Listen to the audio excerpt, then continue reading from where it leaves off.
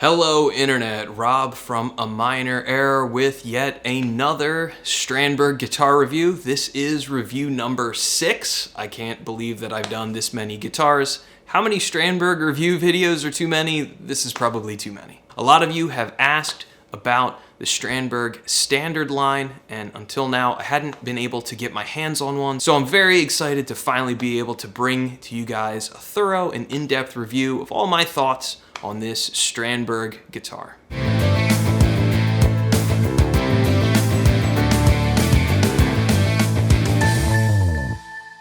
But first, before I get into this video, if you decide you like it and you'd like to help support me directly, I provided some affiliate links down below in the description. If you choose to use those, that will help support my channel directly financially and make me able to continue to keep on making videos like this one. My affiliate links are to products that I use and believe in and think that you'll really like as well. Chapters are down below, so you can skip around to the part that you might be most interested in. It's gonna go my demo of the guitar, we'll talk about the general features of it, the good, the bad, and then finally my verdict on this instrument. So enough talking, let's hear this guitar.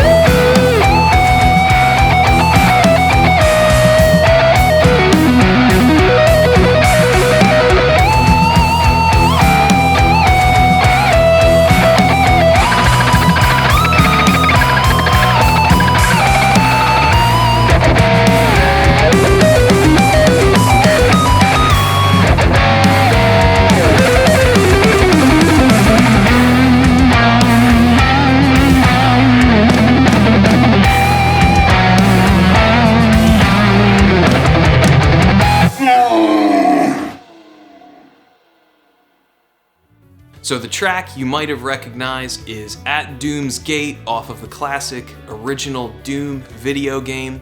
I went down a little bit of a rabbit hole during COVID times in quarantine, ended up playing the original Doom and Doom 2 video games again for the first time since I was a kid, and one of the biggest things that jumped out to me about the game was how awesome the music was in general. So I got so inspired by it, I decided to make 2 full cover EPs.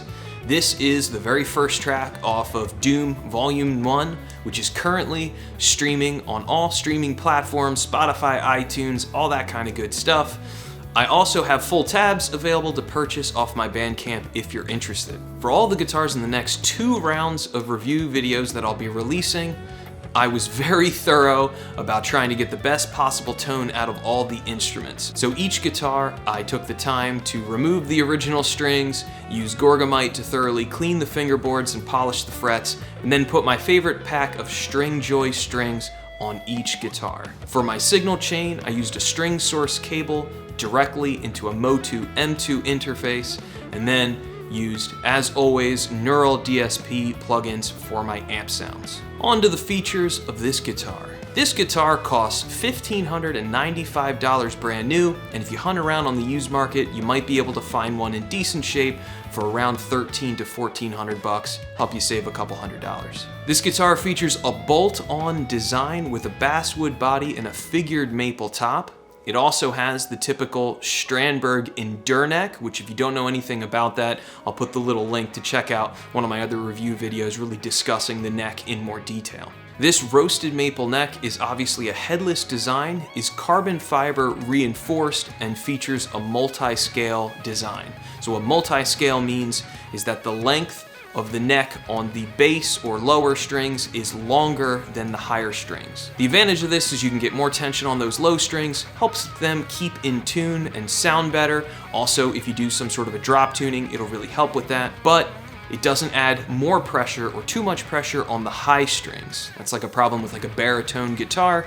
Can end up with the top strings not playing well or having too much tension and not feeling comfortable. The multi-scale design helps avoid that. So you can get the better tension on the low strings while the top strings still feel normal. This guitar also does have stainless steel frets, and it has luminlay inlays. This particular standard has 2 humbucker pickups, although depending on the model, you could end up with a neck and middle that are single coil, but this one is 2 humbuckers.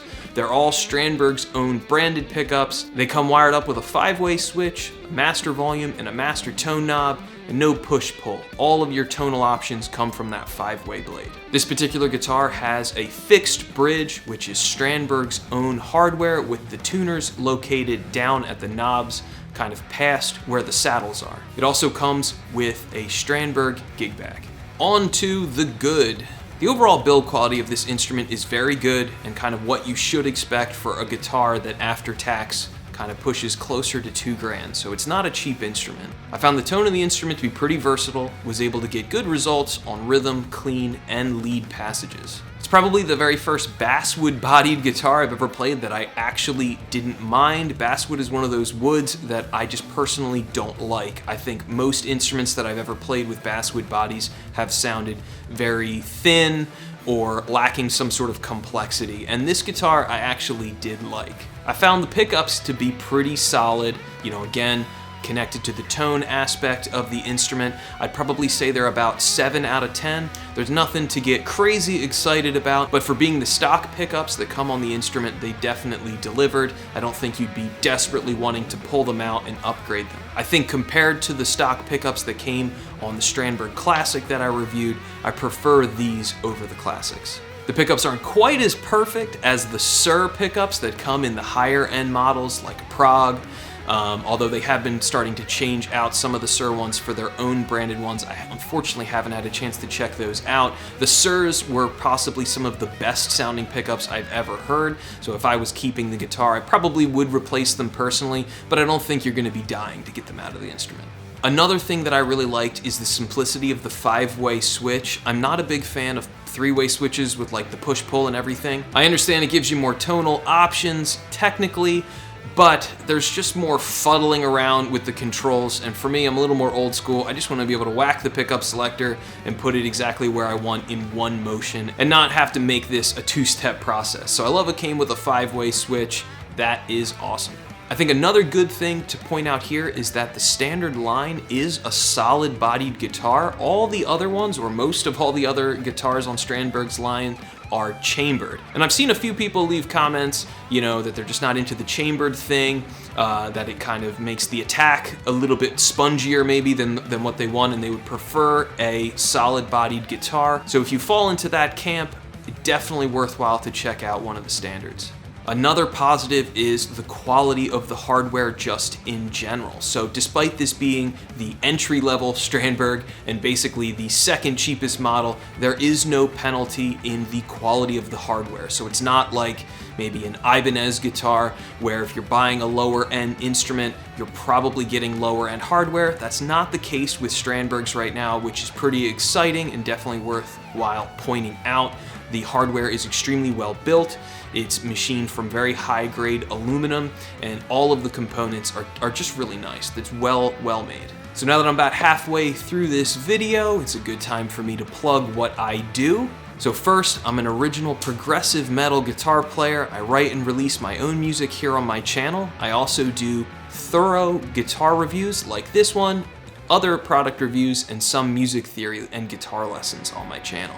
I also do give Zoom lessons. I give guitar lessons, music theory lessons, ear training, and music production lessons on Zoom. So if you're interested in a lesson, contact info down below. And on to the bad. So the biggest problem I had with the guitar early on is the style of the output jack is been changed to those which just have like a little washer around it to hold it together. I do not like these style of output jacks. I don't understand why a premium guitar company like Strandberg equips a guitar with a jack like this. The jack fell apart. The second day using the guitar, the jack fell apart like it was a Squier Strat. Strandberg isn't the only company that is using these cheaper jacks. My Kiesel Vader also has one, and that one also fell apart.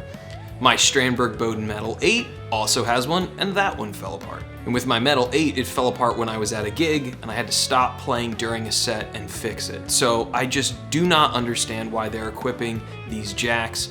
They're cheap to me, and my Bowden original OS that is made in Korea does not have a jack like that. It has a much better made jack that doesn't have one of these dumb washers that always gets loose. Other bad things were some very small cosmetic issues. I found the edge of the top where it meets the body to be slightly sharp, especially right kind of where your arm would be meeting it potentially.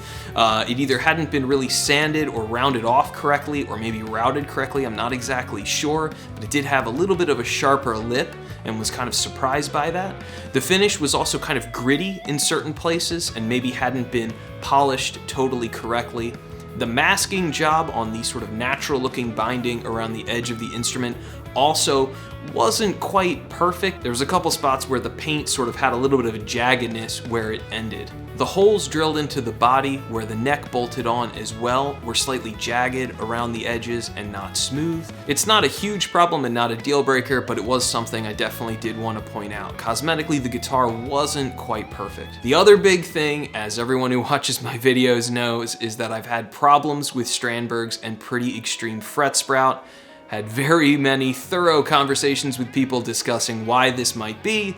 Could be because they're made in Indonesia in a very high humidity climate, and then when they get shipped over, the lack of humidity makes the frets sprout out of it. Or alternatively, it might be quality control as the guitars go out the door. I don't know.